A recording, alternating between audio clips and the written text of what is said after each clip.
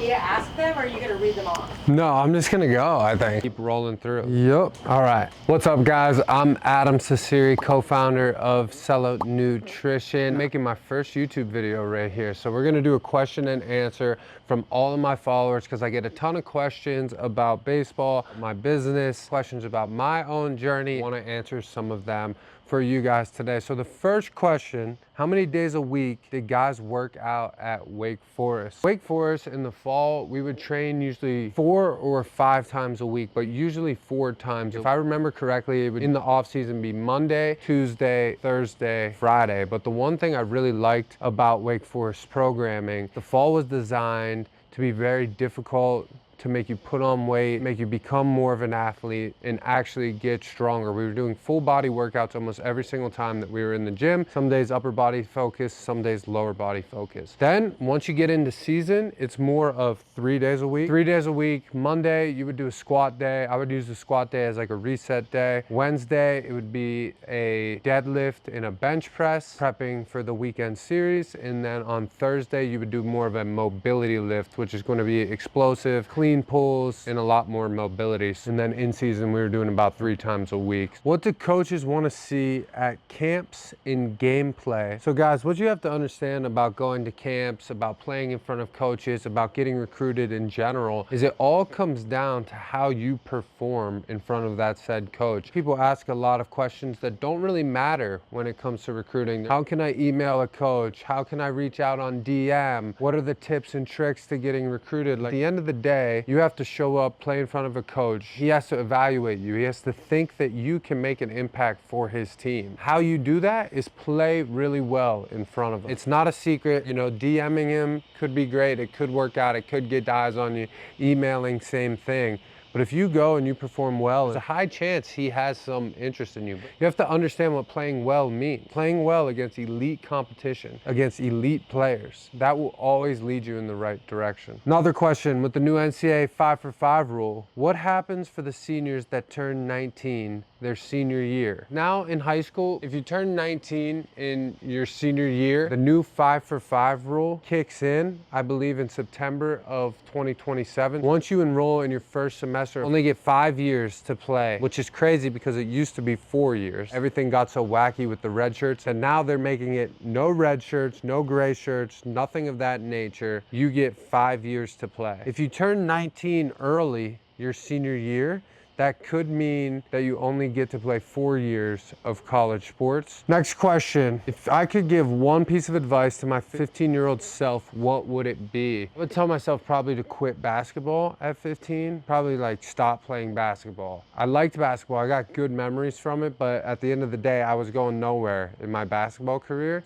Put a lot of hours into something that really ended up getting me nothing but memories, you know? The memories are great and everything of that nature, but I probably could have allocated that time to something much better. On a deeper level, I would tell my 15-year-old self, continue to trust what has already gotten me there. I think a lot of times when you move up in a level, you want to change fast because you think you have to adapt. Really, you just have to be you and let your own self transition to the next level. What led me to leave college and pro ball for my business? Those of you who don't know, I coached the fall of 2024 at High Point University. My career ended. I got a job as an assistant coach at High Point University. I spent 3.5 months there, coached the fall, and then the Philadelphia Phillies hired me in their minor league development system. So I was a minor league assistant coach. I spent all of 2025 with the Philadelphia Phillies. I was one of the youngest coaches in professional baseball, and I ended up leaving that job to start Cello. When I was a baseball player, I had full control of my life because everything was dictated around being good at baseball. And that's what I really like to do. It's like every day I could wake up and just work on getting better at baseball. That was okay. To me, that was okay to everyone around me. That was the goal in mind. And then when I was no longer a baseball player, I started going to work, and I was still passionate about baseball. I was still passionate about the game. But I quickly realized I no longer was in control of my life at all. Like, people were telling me where to be, when to show up all the time. And I was just like, if there's one opportunity for me to take, it would be now to have an amazing support system. I'm very connected in the sports world, and I love sports nutrition. I love wellness. I love building a brand. I love building a community. You really only get one opportunity in your life. I'm single. I don't have a girlfriend. I don't take care of anybody. You know, I have low payroll, low overhead to pay. Now is my time to sprint and do everything that I could ever want to set myself up in a really good position. The one downtick, the one sacrifice that I've had to make a little bit, like, I don't have money to spend on materialistic things, but I think that that's been a blessing in disguise at the same time, because now I'm in full control of my life. Every day I get to wake up, get to choose to do whatever I want every day. And I think that's a true blessing, you know, to make money. Do I love that aspect of the business? 100%. But at the end of the day, it gave me the opportunity to get my life back. What's my opinion on putting a limit on the amount of times that you can transfer? Yeah, I'm pro player. I'm always going to be pro player. I think there's a lot of horror stories that get covered in the transfer portal because that's what the media likes, is they like to rag on it. I think there's a lot of really good things that happen with the transfer portal, like kids who are playing at the D2 level and want to be D1, they can make that adjustment. Kids who are D1, they feel like they're not playing, they want to transfer down mid-major, they want to transfer down D2, they want to transfer JUCO, they can now do that. I think that kids should be able to transfer as many times as they want. I'm pro player on that one. What was my high school like and who was my first offer? So I went to Forest Hills High School. It was a rural high school in Sidman, Pennsylvania. A lot of great memories. It was a school where a lot of people played multiple sports. We were graduating about 140 on a class. Everybody was pretty tight knit in the community. Like, all your buddies played football, all your buddies played basketball, all your buddies played baseball. So I got to come up with a really good group of guys who are still my friends today. And we got a lot of good stuff done in that area. We were a good little group of athletes. A couple of us went on to play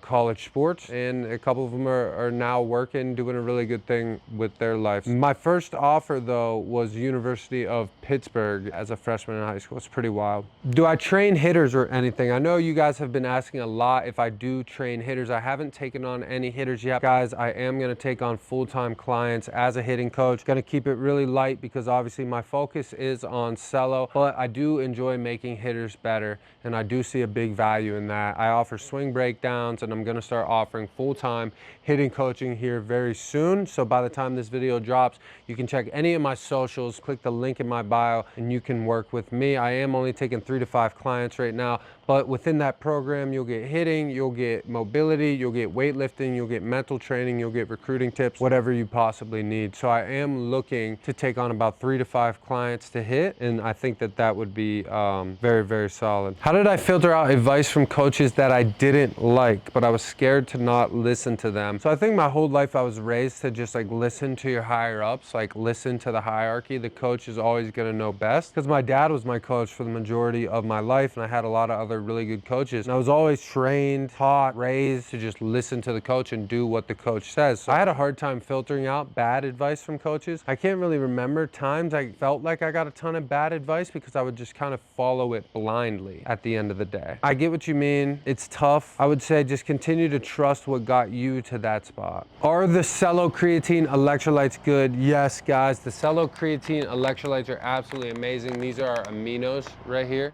We got a heli coming through. Oh my God. Are the Cello electrolytes in creatine good? Guys, they're absolutely delicious. We just dropped our pre-order for our new Blue Raz Electrolytes Plus Creatine today. We also dropped a new Rocket Pop flavor for the Electrolytes Plus Aminos. By the time this video goes out, that'll probably have been dropped for about 2 weeks now. But nonetheless, super exciting times. I got the watermelon mint right here. Feeling really good about our product lineup moving into the end of this summer. So if you guys haven't tried Cello yet, give them a try. Electrolytes, so it's gonna be sea salt, it's gonna be potassium, it's gonna be magnesium, and it's gonna be 5 grams of creatine monohydrate, all in one stick pack. Good price, really good flavor too. Boom, done. That was great.